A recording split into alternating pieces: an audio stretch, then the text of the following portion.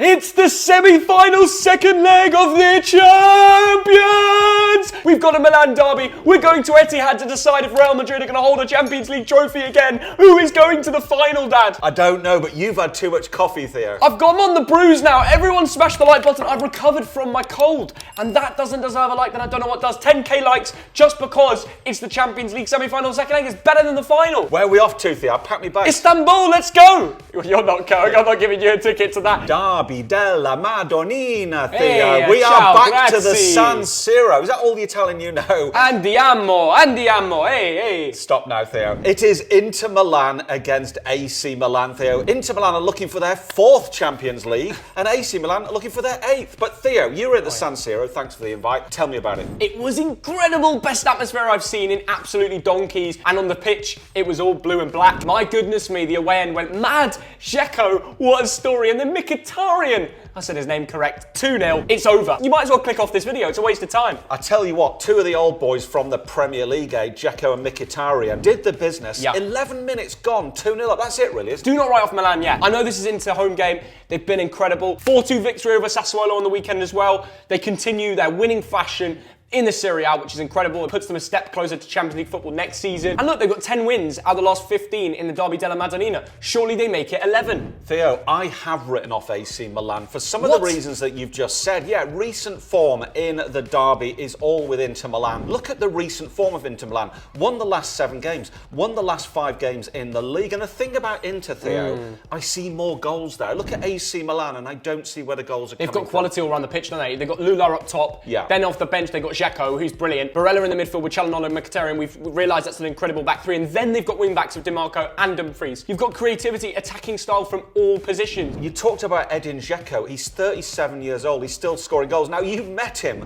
last year on a Croatian island. Guy. And when you mentioned him, I thought to myself, has he not retired yet? AC Milan, let's talk about it. They bottled it on the weekend to Spezia.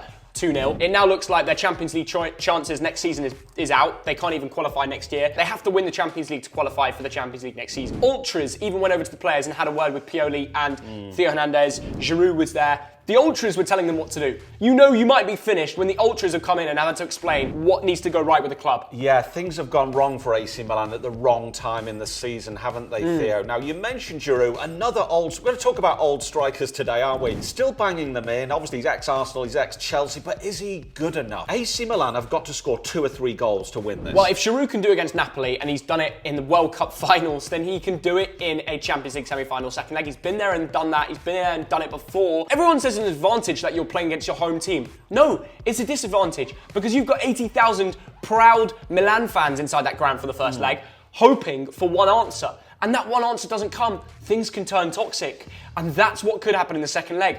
If Milan score early and do the same sort of thing to Inter, the crowd are going to feel it. It was great atmosphere, but then it got really eerie in after the 11th minute. And I feel like if Inter do bottle it in their minds and do concede an early goal, it could be an AC Milan story. I just can't write this game off. I feel like I have to be there. And with Rafael Leao back, what a difference that is. Will he be match fit? That's another question. But he's not a prolific goal scorer. I know he gets a few. He's more of an assist merchant. If the game goes to extra time and they find a way of scoring 2 goals, they've got an 83% success rate in the last 6 UEFA competition games that they've gone to that stage of the match. Do you know what? I've never been more certain about a result. Inter Milan win this one. They win the leg. They win the tie overall. They're going to win it 2-0. I just don't see AC Milan coming back. Now, I take your point. They beat Napoli in the last round. It's not going to happen again. Well, that Spezia result could be the nail in the coffin recently. Their form has been atrocious. If Pioli fails this match, he's sacked. Yes. If he finds a way to get a result, I feel like it's now or never. Inter 0, AC Milan 2.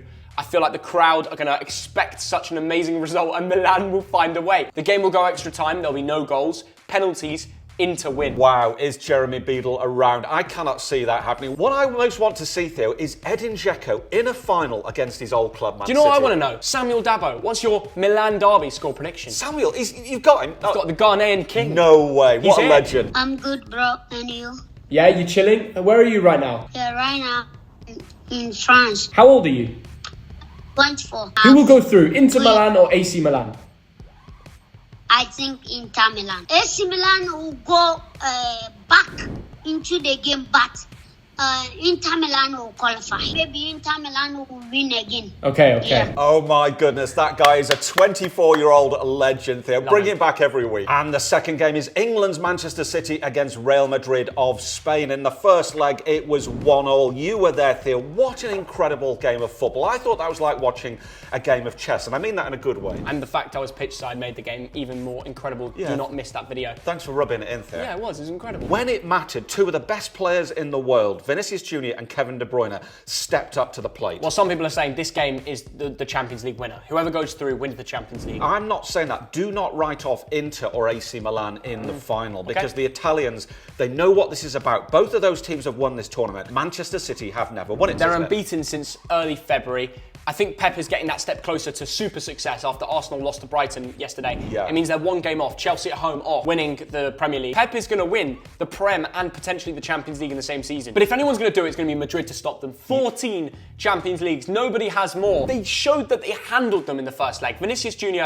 won the strike. They could have had another few moments. The referee showed some dodgy decisions, I'm going to say. Like City's goal could have been disallowed. They proved that the ball was off at one stage. It wasn't given, no problem. For people like us, Theo, who like to analyse football. Now, I want to ask you, who impressed you most from the Man City squad? Obviously... City? Yeah, who impressed you most? Of course, we De talked... Bruyne, no question. Haaland was quiet. Yeah. I thought Gundogan, the fact he can go to the Prem, smash against Everton, win 3-0 on the weekend, then go back to Champions League, consistently scoring goals, contributing, working hard in the midfield. It is that midfield. They won that battle. Rodri is the best DM in the world. I think he's proven that. And John Stones at centre-back, he's confident. And now he's got that experience in every competition, every realm of human endeavour. He's ready to be the best centre-back in the world. I'm a bit of a Real Madrid fan, but England and Manchester United fan. Oh, okay. So I think it will be a great match. It's not easy to both teams. They don't have problem in Real Madrid attack because they have Vinicius, Benzema, Rodrigo. Are you scared? Are you scared of Haaland?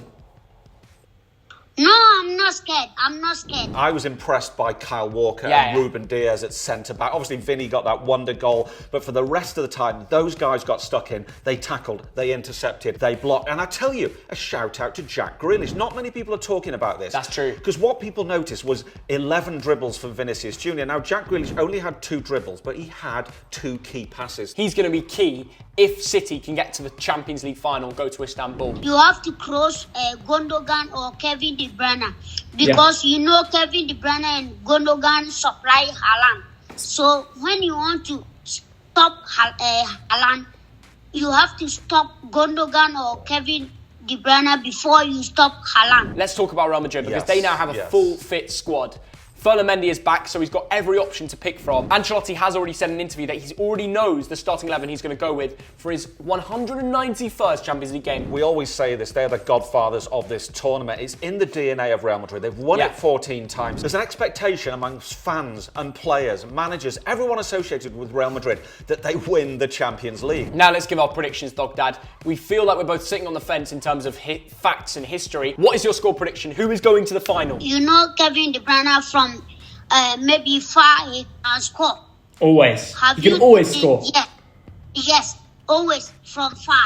Maybe long range. Yes. So you have to cross Kevin De Bruyne because Kevin De Bruyne is good passer. I want to talk a little bit more about Real Madrid there because I want to mention Toni Kroos. Yeah. And often he's one of those forgotten players. Most people are talking about Benzema, who had a quiet game, by the way. They talk about Vinny Jr. and Rodrigo and Modric. And by the way, that goal, that Modric-Camavinga interchange, stupendous. And I don't think Camavinga is going to move from left back now when Ferland Mendy's back. He can't. But I was watching the game with Thogmum and Toni Kroos was so involved there. The range of passes, his involvement in the game is incredible. Oh, it's that Haaland can score, but it's maybe Real Madrid coach have to do extra work. So I think that game, Man City have maybe a little chance. I think that Real Madrid should bring surprise. You know Real Madrid can do anything on any day. Etihad's record, if anyone's going to break it, it's going to be them.